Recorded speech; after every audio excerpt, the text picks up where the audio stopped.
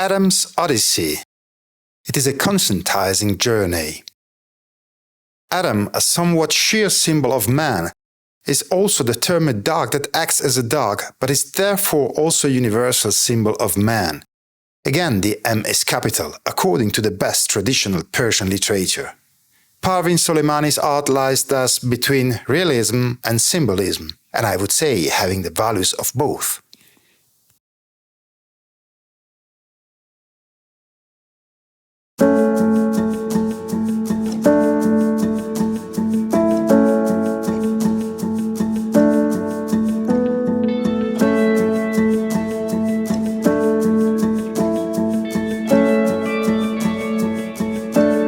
Adam, as per his routine in recent days and weeks, lay in front of his home and sank into deep contemplation. His seemingly abundant life apparently had little worth. Through constant rumination about his way of living, Adam gradually confined his understanding of existence so narrowly to himself and his dilemmas. His being, which had now seemingly become the axis of the world, held such significance that he could not tolerate anything or anyone else. Consequently, he had become irritable and ill-tempered. He shuddered at the slightest noise. Nothing pleased him. He ate his food with a diminishing appetite, and after completing his daily tasks, instead of playing with one of his various plastic bones or colorful balls, which once were a source of pride and admiration among the neighbors, he would just lay in front of his home and immerse himself in thought. Adam was grappling with a nervous breakdown. Lately, even the presence of Eve, the cheeky dog from next door, had become inconsequential to him. When he recalled the first time he had seen Eve, he would smirk, shake his head, let out a long sigh, and mutter under his breath, "What wonders!" The first encounter with Eve happened on a spring afternoon. Adam was engrossed in playing with his new ball when the jingling of Eve's bell collar piqued his curiosity. He had hit his snout to the ball so many times and chased after it until it reached the far end of the garden, waiting by the iron gate. Rushing towards it, he was about to kick it back towards the front of the building when he suddenly heard a jingle. He fixed his gaze on the alley and waited. Upon seeing Eve, his heart missed a beat, and it pounded fiercely. Eve's sweet gaze from under her heavy eyelids excited Adam, and his tail unwittingly started wagging as if a windmill blown by a gust on a stormy day. When he looked away from Eve, the sky seemed bluer, the sun shone brighter, trees appeared greener, and flowers looked fresher. It was as if an invisible hand had freshly painted the world. Excitement and joy overflowed his heart and pulsed through his veins, causing him to spontaneously run around the garden. But in his imagination, he was traversing the world. Adam ran and ran for what felt like an eternity until he collapsed breathless onto the grass. By now, the sky had adorned its nightdress with the diamonds of stars. The following day, with even more enthusiasm, Adam lay down for his daily cleaning, raising his legs high to ensure that the lice powder covered his entire body. In the afternoon, he waited behind the door for Eve. Every day, Eve would adorn her tail with a new silken ribbon, and near the metal door, she would deliberately shake her head more than necessary. The sound that emerged from the bell around her neck was to notify Adam of her approach. Adam eagerly awaited this meeting every day, even though the initial excitement never quite returned.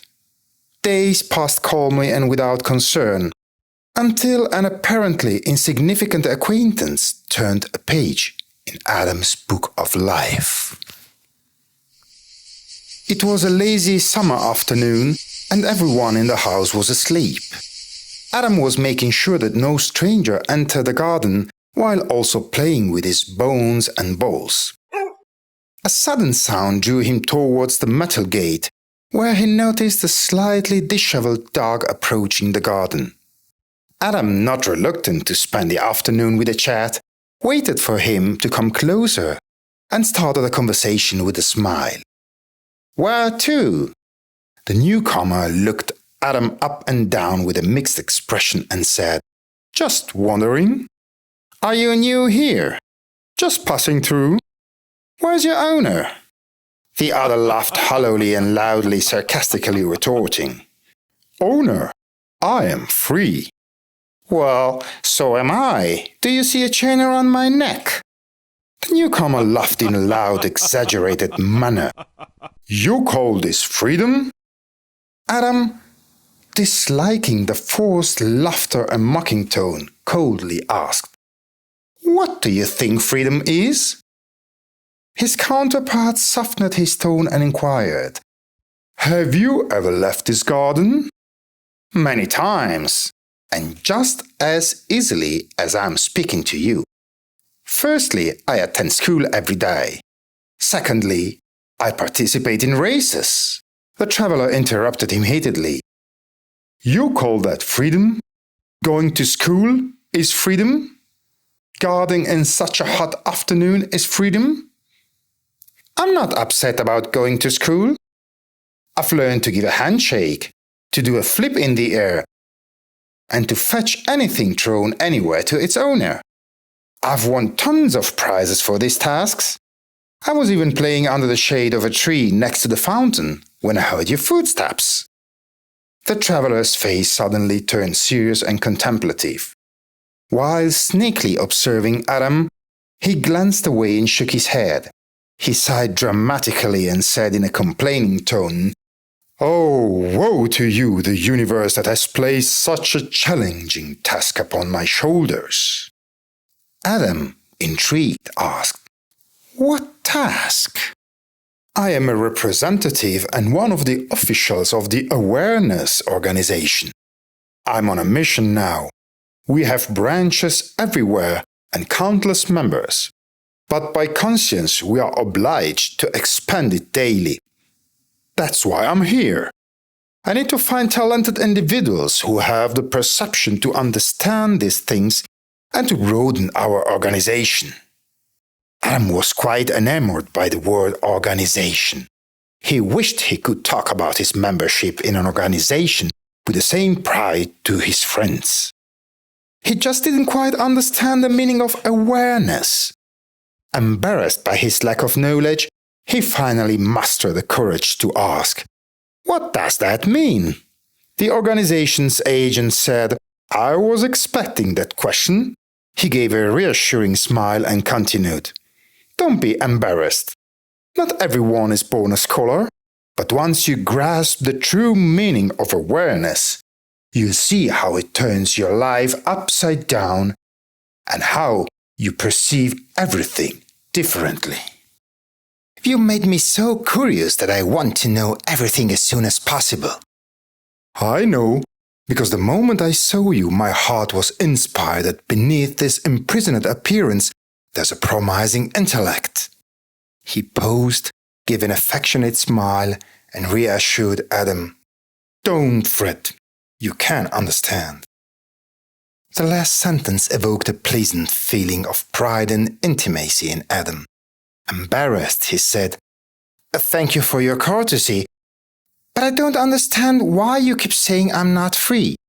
Don't have any chain around my neck." The organization's agent, with an overt display of seriousness, responded, "First of all, I'm not one for formalities, and whatever I say is the absolute truth. Secondly," this time he changed his tone to a more intimate one and continued, "That's the crucial point, brother. Today the chains of bondage have become invisible, and only true awareness allows one to discern them. I don't make mistakes in my judgment. You'll eventually understand." "You mean you see chains around my neck that I'm unaware of?" The agent nodded affirmatively and said with a regretful tone, "Yes." Adam, anxious, touched his neck and asked, "Are you telling the truth?" Why would I lie? Adam felt a strange sense of worry and despair and pleaded, "Tell me, what should I do to see them for myself?" "It's quite simple. One of the chains is the work you're doing on this hot, hellish afternoon." "Well, aren't you working just like me?" The organization's agent replied with a loving smile. I was expecting that response. But don't make a mistake. My work isn't a chain. I am free. And by freedom, I don't just mean having a wide range of actions in a relatively vast environment. Essence is the freedom of choice and the awareness of that choice. Only this kind of freedom forms the foundation of any respectable life.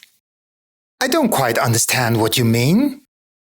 All you need to do is understand the difference between your job and mine, and you get my point. What difference? True, it seems both of us are working on this hot afternoon, but my work is more than just a simple task. It's a mission for me. I hope you realize that not everyone is tasked with making others aware. Apart from the fact that I choose this responsibility voluntarily, which wasn't without reason. One other reason is that every time I make someone understand the true meaning of freedom, besides their own appreciation, I feel spiritually satisfied for the service I've rendered to my fellow man. Another reason is that my job is pleasant, comes with its journeys and explorations, and my name will be recorded in history. Adam pondered for a moment and said, "My job is not compulsory either. I have just duties I need to perform." You mentioned duty, correct? That very duty means captivity, means bondage, means lack of freedom. But I do it willingly. I have a very kind owner. I told you, chains have become invisible. Duty and affection are very dangerous chains that have been placed around our necks, and without realizing it, they enslave us and ruin our lives. Only awareness can free us from these chains. These were chains have tied you down here. You are unaware of the world outside. Emotion, this dangerous feeling, fear of tomorrow, the getting used to worthless comforts, have led you to sell your soul and made you a tool in the hands of your owner. Adam felt hurt by the term selling your soul. He asked with pain, "Well, when did I do that? Isn't doing flips in the air a form of selling your soul? Or what does guarding on this hot day mean other than that you're giving yourself entirely to your owner so that he can rest with peace of mind, or other forms of servitude? All these are examples of selling your soul." I never thought I was selling my soul with these tasks. Well, one needs to be trained for such tasks. They're professions and arts. The organization's agent smirked and said, "On the orders of whom do you think you're taught these tricks? On the orders of your owner. Do you know why? Because he wants to rest peacefully in the afternoon. Don't assume that just because you receive rewards, these tasks inherently have value, or at least understand that you can't give me the same bait that you're taking. You've confined your world to this garden, a few rewards, and ready meals, and named it life. You have no idea about things that exist that you can't even imagine. For instance, you don't know the feeling of lying down in the middle of a forest or walking alongside a sea. Just a glance at the turquoise waters of the sea broadens your horizons. Imagine, in the morning, instead of being obliged to clean yourself, arriving at school on time, or exhausting and demeaning yourself by doing flips and fetching bones, you could embark on an exploration. From one alley to another, from one village to the next, from one city to another. You stop wherever you wish, play wherever you desire, and lie down whenever you want, without duties, without an owner. Adam realized that the agent was experienced and insightful. He was mentioning things Adam had never even considered. With admiration, he said to the agent, "It's evident that you're well-versed in many matters and have seen the world." The organization's agent replied, "True. You can become like me too. Just decide and join us. Escape from here and seek out the awareness organization. I also must leave soon to find some other potential thinkers." After giving a warm and sincere farewell, he instructed Adam not to mention their encounter to anyone, and then he departed.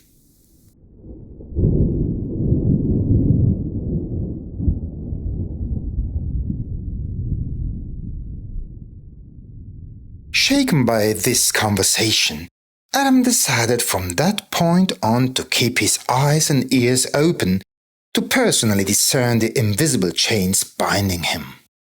The first warning bell sounded next morning. That day, feeling restless, he wanted to rush through his cleaning ritual. However, his owner intervened. "Let me clean you properly, otherwise you'll spread lice everywhere." So, the cleaning wasn't really for his benefit. 2 days later, his running coach commented, "If you continue progressing like this, you'll make your owner famous." All these exertions were merely to elevate his owner's reputation. The new lens through which he now interpreted every act and word convinced him of the truth the organization's agent had spoken. Everyone was profiting from him in some way. This deeply rooted belief first wakened and then dried up the fount of emotions in his heart, filling the void with doubt and resentment.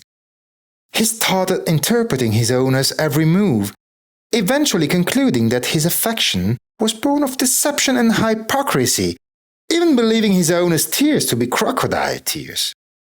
As a result, life became meaningless, days arduous and long, and the garden felt like a torture chamber.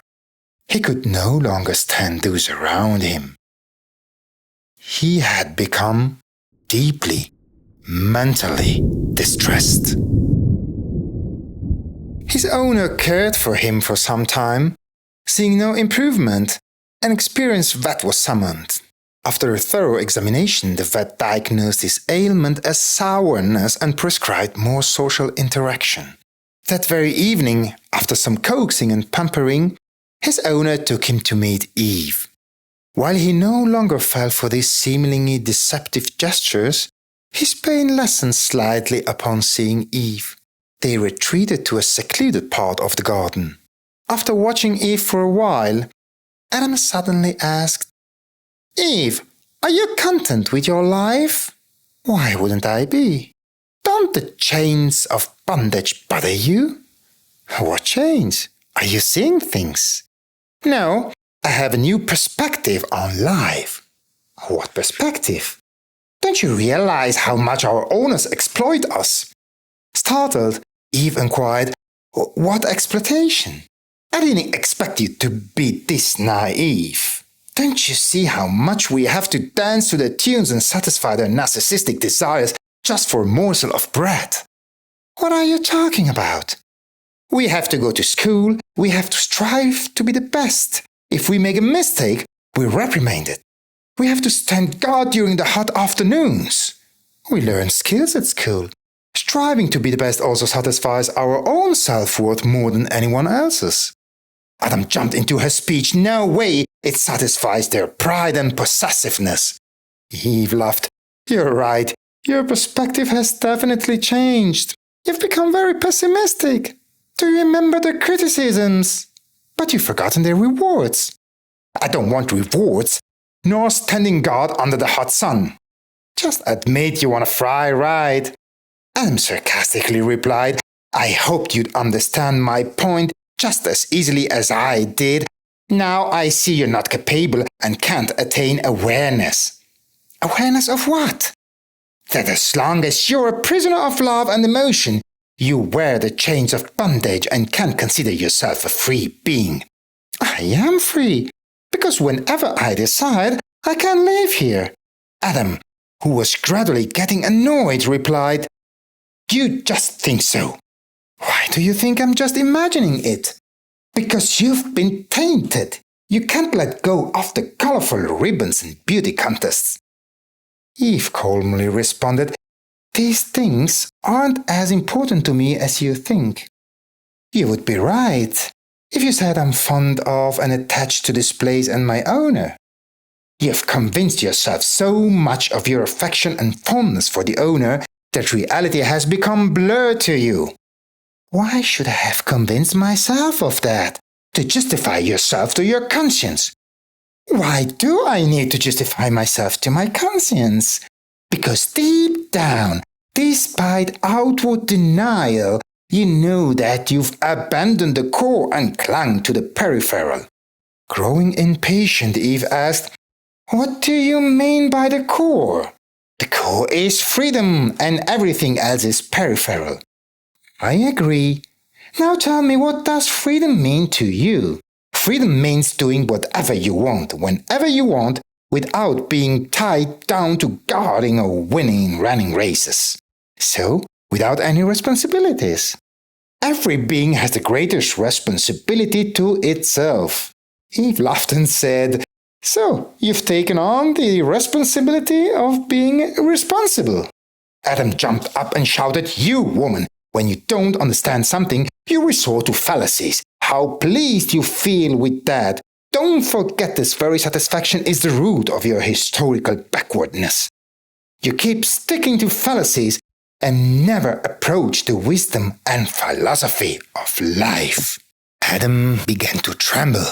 Eve, not expecting such a reaction, said in an angry tone, You might know the wisdom and philosophy of life, but you haven't understood the meaning of freedom. Adam laughed hysterically and shouted, I haven't understood? Eve also raised her voice and said, Yes, you have mistaken chaos for freedom. You call the lack of choices freedom, while freedom means the right to consciously and responsibly choose a way of life. Adam shouted again, These words only show your conformism. You deserve your limited world. Stay here and enjoy your food and colorful ribbons. From the talk, Eve got agitated and retorted, Don't compare with your own whims. Perhaps for you, sleep and sustenance were the only definitions of life. As soon as you hear word from somewhere whose origin you're unaware of, you memorize it like a parrot, feeling like a philosopher. You even think that no one can understand you. For me, genuine values have always been emotions and a sense of responsibility, whereas sleep and sustenance were mere necessities. Adam, with frustration evident on his face, retorted sarcastically, Responsibility, emotions. At the very least, be honest with yourself, you fool. Say slavery, servitude, bondage. Eve shouted, I'd rather be a servant than wallow in ignorance like you. Adam, using his alleged nervous breakdown as an excuse to ignore social decorum, charged aggressively towards Eve, shouting, What nonsense! Where did you learn these absurd phrases? From the radio? The two clashed fiercely, causing such a commotion that all the neighbors were alerted. Adam's owner, out of embarrassment, had to forcibly separate them, yet neither gave in. Adam turned away, yelling at Eve, You should see the sea to broaden your horizons. You memorize it like a parrot, feeling like a philosopher.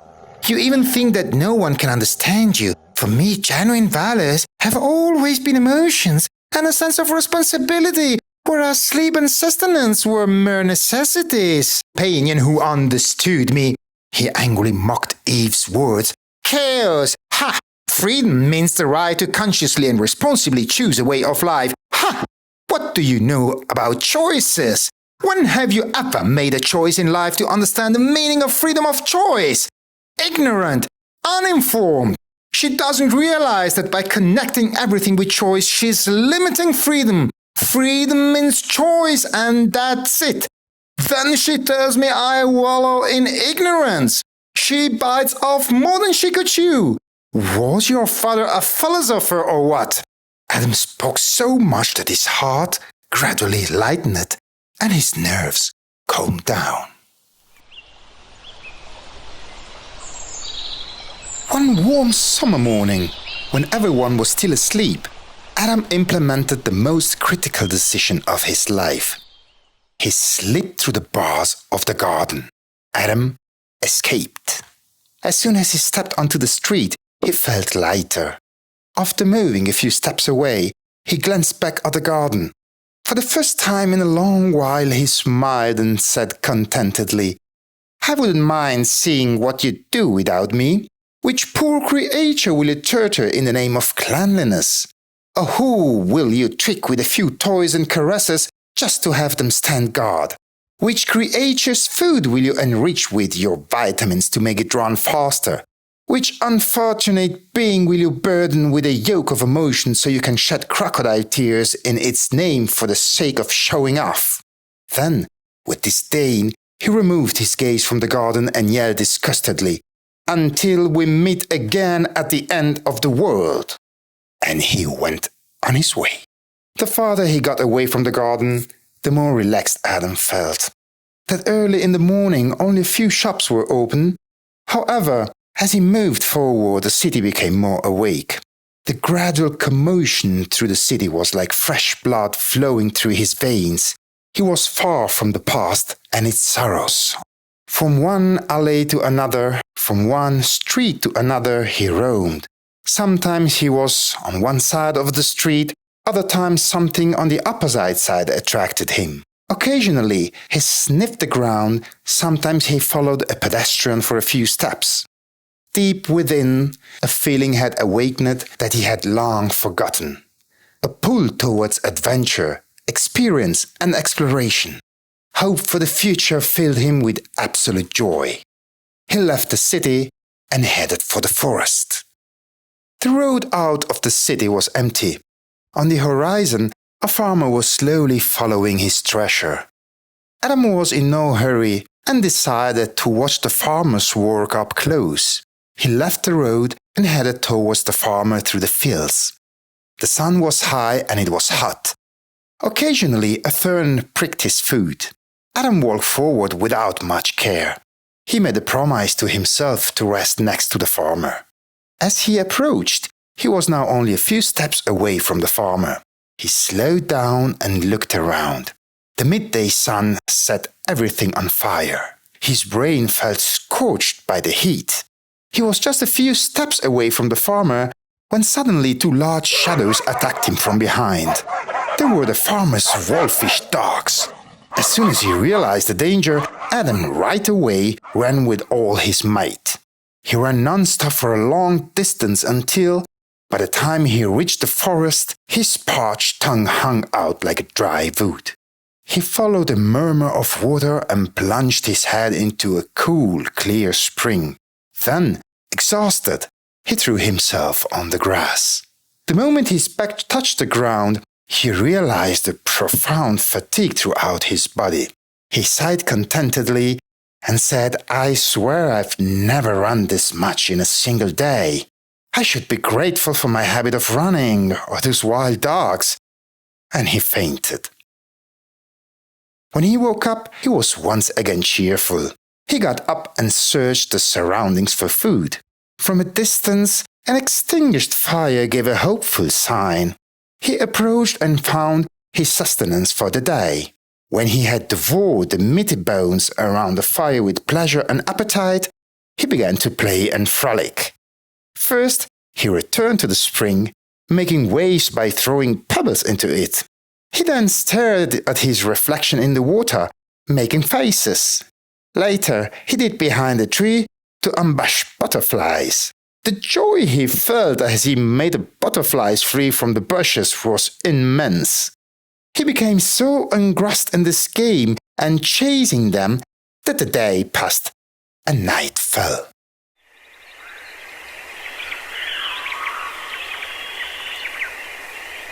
The unfamiliar forest, with its predatory and crawling animals, was not without fear. Adam chose a tall tree and stretched out on top of it. Alas, it was a hard and rough bed on top of a tall, dangerous tree on a dark, long night. But then, the rays of the sun made him feel so alien to himself from the night before that it seemed as if the night's terror was a false reality now long past.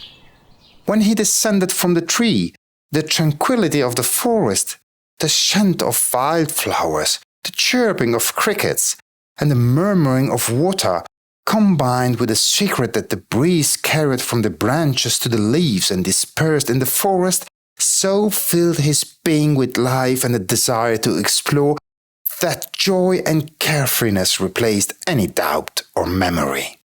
He exited the forest and took the road that led to distant places. It was a long dirt road, but at the end of it, beyond the horizon, where Adam couldn't see, absolute freedom awaited him. He walked for hours and hours. When he looked behind him, he had come a long way from his past. The sun had passed its zenith of midday. Adam said to himself, without reason, Eve must have had her lunch by now. This sudden thought surprised him. Then he laughed. He was hungry. Looking around, all he saw was silence and solitude. He moved forward until hunger gripped him hard. In the distance, he noticed a mill. He headed in that direction, but he did not rush. He had learned from the previous day's experience. Near the mill, he hid behind a large rock, waiting out of sight. When the desert's night covered the land, he approached the mill and sniffed the ground for food. It was his first time stealing. Until that day, he had never even eaten leftovers. But he couldn't bear the hunger anymore. He found little, a piece of bone with some dry bread. After eating, despite his exhaustion, he moved away from the mill until he found a safe spot. However, guilt kept him awake. He was ashamed of his weak body and thought to himself, if I wasn't forced, I would never. But I need food. For the first time, he was glad Eve wasn't there. Eventually, fatigue took over, and he fell asleep. When he woke up, the sun was high, and the heat invigorated the lice on his body. I wish I had some lice powder, he thought. Then he tried to focus only on his goal and set out. He didn't feel as energetic as the previous day. He looked around. The forest looked so far that it seemed like a mere spot. I wish I had a companion, he wished, gauging the time with the sun. The class is still ongoing. This thought made him sad. He walked for a long time under the burning sun, enduring the itching of the animated lice. Whenever he felt overwhelmed, he would lie down and rub his stomach or back against the ground to alleviate the itching. He kept walking until he saw a mirage of a village. His hope for a hearty meal lay there. Finally, he entered the village. Had he not been so hungry and tired, he might have a look around the village. I hope I find the organization's agent soon and get out of these troubles, he thought as he headed to a square where children were playing a game. Upon seeing him, the kids stopped playing and each started looking for a stone to flee him. Before he could understand his reception, Adam felt the pain of the stones on his head, back and legs. But his hunger and exhaustion made him too weak to react. His only hope for food was these children. So he looked for and picked up a short play stick, ran the length of the square and placed it on a taller stick. The kids were amazed. One shouted, "He's not a vagrant!" Another said, "No, he is a vagrant. No, he's trained. Let's throw the stick far away to see what he does." Adam fetched the stick, putting it in its original place. The kid said, "See? Why is he so dirty then?" Adam felt ashamed. never thinking that not cleaning for a couple of days would be so noticeable. The kids threw the stick again, and he retrieved it. "See, he's trained," said one. "He only knows this one trick," said another, throwing the stick hard. After retrieving it, Adam tried to shake hands with the child, but the child kicked him away, yelling, "Stay away or you'll give me lies." Suppressing his anger, he approached again.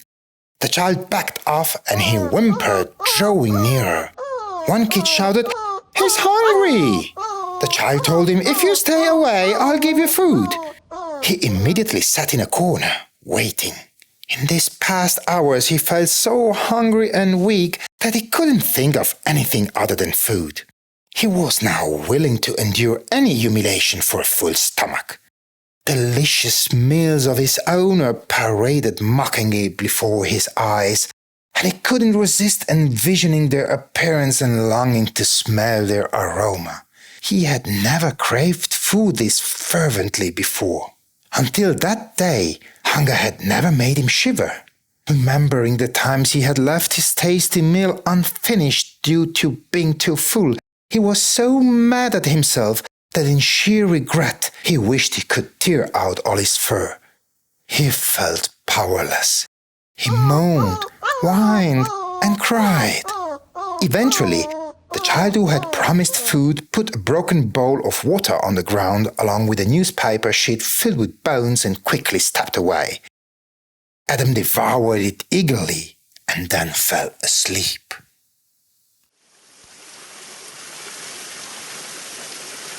3 more days passed under the scorching desert sun, in solitude, with minimal water and sustenance, the antics and tickling of flies, memories of the past, and the longing for the shade of the forest. Adam began the 7th day with hesitation. He was tired of all the wandering. He thought to himself, "I wish I could find the awareness organization. I had no idea it would be this." He didn't want to blame himself any more than that. His thoughts turned to the past and his owner. He realized he had never truly let go of thinking about them. He hoped they were searching for him. If they cared about me or really needed me, by now, maybe they've gotten a new guard dog. This thought deeply upset him. If it was true, returning would be pointless. He tried to console himself. Humans are heartless. Reluctantly, he started walking, hoping to find the agent from the organization in a city visible in the distance. Lost in thought and feeling weary, he continued walking until he reached a river near the city. Searching for a suitable spot to wash himself, he stepped into its wide bed. He needed to cleanse himself of the journey's dust and the lice infestation before entering the city, lest he be scorned and rejected. As he was absorbed in these thoughts, a familiar voice reached his ears. "What are you doing here?" He recognized the voice of the organization's agent. If he wasn't so restrained, he would have cried out of sheer joy. But he just shouted, "I've come to join the organization." The agent laughed and said, "From this moment on, you're a member." Together, they headed towards a hill. Adam felt carefree. At the top of the hill was a small waterfall. They descended a few rocks and plunged into the pond below. The cool, clear water rejuvenated Adam.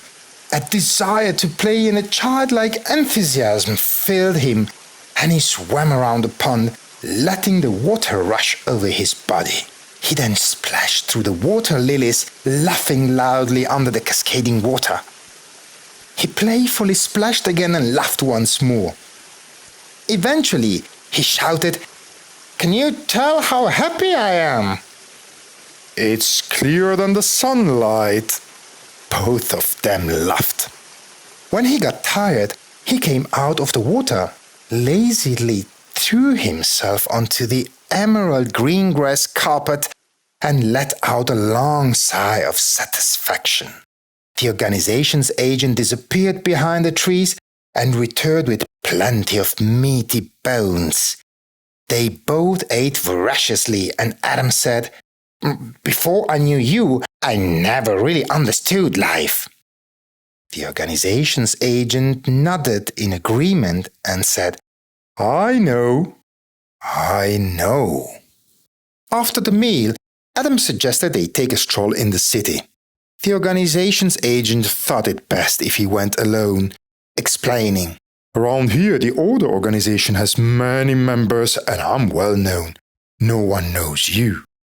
Go and try to convince a few guard dogs to join our organization. We will soon dismantle the Order organization, but for now, you must watch out for the spies. The whole city is infested. When you're done, return here and I'll brief you on our plan." He then added, "If you perform well, I'll make you my deputy." Excited about the prospective position, Adam headed to the city. After wandering for a while, he spotted a guard dog. He approached to start a conversation, but the guard dog was very suspicious. First, it looked Adam up and down. Then it came closer, sniffing him thoroughly. Adam was so taken aback by his behavior that he was at a loss for words. The guard dog stepped back, gave him a stern look, and suddenly asked skeptically, "You're not a member of any organization, are you?" Caught off guard, Adam quickly replied, No. The guard dog sighed in relief and said, "I'm glad. You didn't seem like a vagabond from the start, but it's always good to be cautious." Adam inquired, "Are the members of the Order organization vagabonds?" "Both the order givers and the awareness givers are," replied the dog. "But from what I've heard, the members of awareness organizations strive for freedom and equality and aren't vagabonds." The guard dog responded angrily, "Both claim the same, but they only mislead the naive." Adam's face went pale, but he said in an apparently indifferent tone, "It seems you know a lot about these organizations." The guard dog gave a regretful shake of its head and said, "The guard dog over there," pointing to a house further down the road with his head. "They talked his ears off until he became disillusioned and ran away. No one has ever heard from him since. I'm sure he's been killed." Adam, now distressed, asked, "Which organization was he a member of?" "It doesn't matter. Both are just power-hungry. They apparently strive for freedom and equality, but in reality they are setting the guard dogs against each other for their own interests. Even if one of the poor members woke up and wanted to resign, could he?" Adam asked in surprise, "Why couldn't he?" "Because he knows too much, and he has no choice but to flee. In that case, either he dies of hunger or he's killed by an opposing organization as the enemy, or his own organization captures him and hangs him as a traitor." Hearing this, cold sweat dripped down Adam's spine. Overwhelmed with distress, he managed to utter, "From what I've more or less heard, the main goal of the awareness group is to free the dogs from the invisible chains of slavery and bondage, right?" The watchdog growled out of anger and said, "Yes, true. They free them from invisible and imaginary chains of bondage, only to put a tangible and heavy chain of membership around their necks." He then became serious again and continued, "Don't think that hostility and enmity are signs of freedom. Every organization sows such seeds of hatred in the hearts of its members that the poor souls think not only is it not wrong to kill their own kind, but they should be praised for such deeds of their names should be recorded in history." Adam said timidly, "What do we know? Maybe it's necessary for freedom." The guard dog, who had become really agitated, shouted, "No, don't say for freedom. Say in the name of freedom. Say freedom has become an excuse for fratricide, theft, shamelessness, irresponsibility, and lack of emotion." Then he lowered his voice, came closer to Adam, and whispered into his ear, "The city is infested with them. Wait until you see for yourself. The awareness group has hidden a lot of food near the waterfall. For a long time, wherever they smell food, they hit, kill, and steal. I heard they would attack tomorrow night. It seems this attack has been planned for months. And all of this is simply because the regional head of the group wants to progress and become a boss. He wants to be the leader just to give orders, show off and freeload. And there's no one to tell him that the killer of his own kind deserves death and a thief belongs in jail. The guard dog, oblivious to Adam's internal turmoil, continued. Oh, the injustices and atrocities! For each person from this organization that gets killed, they kill 2 from the organization in revenge. In retaliation for those 2, they kill 4 from this organization. That's why soon the younger generation will be wiped out. He then sighed deeply out of concern and went on. Anyway, you still haven't told me what are you doing here? Adam cleared his throat and was deep in thought about a convincing answer when suddenly, from the corner of the street, a few dogs chasing each other appeared. The guard dog shouted, Run! Run! Adam took his heels and only stopped to catch his breath when he was completely out of the city. While catching his breath, he recalled the day's events and concluded that in just a few hours he had gained as much experience as his entire lifetime. That melancholic evening he suddenly felt the absence of Eve and missed his owner's caresses, making him feel estranged. For the first time, he contemplated going back. As he was lost in thought, the looming shadow indicated the approaching of the organization's agent. Adam became dreadful. To mask his troubled state, he took a few steps towards the agent. The agent, without preamble and in a stern voice, asked, Did you complete your mission? Hesitantly, Adam replied, The situation in the city was messed up. I ran away. The organization's agent scolded, Do you know what running away means? He stared intensely into Adam's eyes. Adam, noticing the change in the agent's tone and expression, was too terrified even to breathe. The agent continued, Running away is betrayal, and the penalty for betrayal is execution. Panicking, Adam said, I didn't know that. The organization's agent sternly responded, Now you do. Make sure you don't repeat today's disgraceful deed. Adam lowered his head, and a couple of steps behind, he followed the agent on the road leading to the waterfall. After a few steps, the agent said, I know that until today, you've never had an important task. For that reason, you should be grateful to your fate to have a boss like me. I want you to progress and attain a position. Suddenly, he stopped and turned to Adam. I started from the very bottom. He continued walking. I endured all sorts of humiliations. I never refrained from any necessary flattery. Whenever they told me to steal, I stole. Whenever they told me to kill, I killed. Whenever they told me to bring a new member, I did. In short, I suffered a lot to get where I am. Adam politely asked, For freedom? For the organization.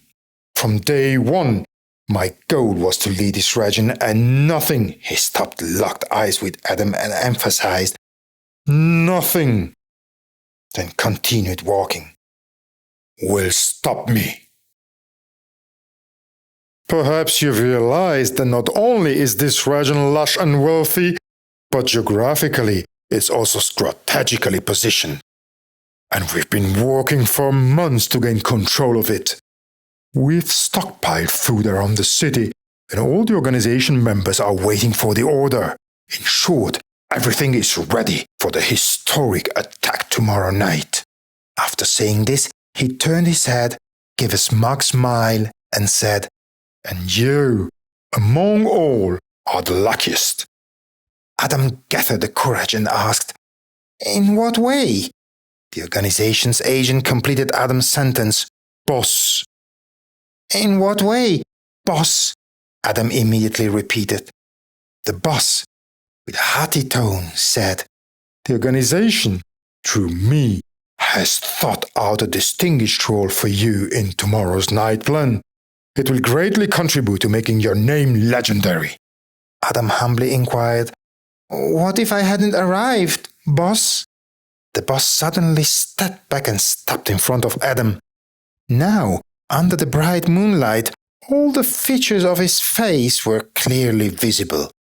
His hostile gaze and his forced smile sent shivers down Adam's spine. The boss was a monster. The monster authoritatively yelled, "You have no right to ask until I give permission." Every moment in the boss' presence was becoming more unbearable for Adam. He was surprised by his own naivety. He gasped for air and sycophantically replied, "Yes, boss." They started walking again, and the boss continued, "When you were diving into the water this morning, I planned tomorrow's night's operation like this. Yes, boss. Tomorrow evening, you'll go to the city's main square. There, with the help of one of the organization members who will apparently be your supervisor, you must attract all members of the Order organization to watch your performance. Yes, boss. Once the square is fully occupied, you'll start with the simplest flips, gradually moving to more challenging ones in such a way that the crowd becomes more and more engrossed in watching your act and pays no attention to their surroundings." Adam, terrified, said, "Yes, boss." At that point, our men, who are anonymously surrounding the square, will start eliminating the enemy from the back row, tightening the circle until Adam couldn't bear to hear the boss anymore. He thought to himself, "If I travel non-stop, assuming I don't fall from exhaustion or perish from hunger, the distance from here to home is just over 2 days and 2 nights." The boss asked, "Did you understand well?" Adam mechanically repeated, "Yes, boss." Now they had reached the waterfall, and the boss said, "Wait for me here. I'm going to check on the food supply and will be back soon." "Yes, boss." When the boss disappeared behind the rocks, Adam, on tiptoe and slowly, descended the hill slope thinking, "I'll endure 2 rough nights and days. I must save myself and others." At the base of the hill, on a byway, he thought, "I'll see Eve again." Eventually he reached the main road. "My owner will also be happy to see me." And he kept walking until he vanished under the silvery moonlight on the road.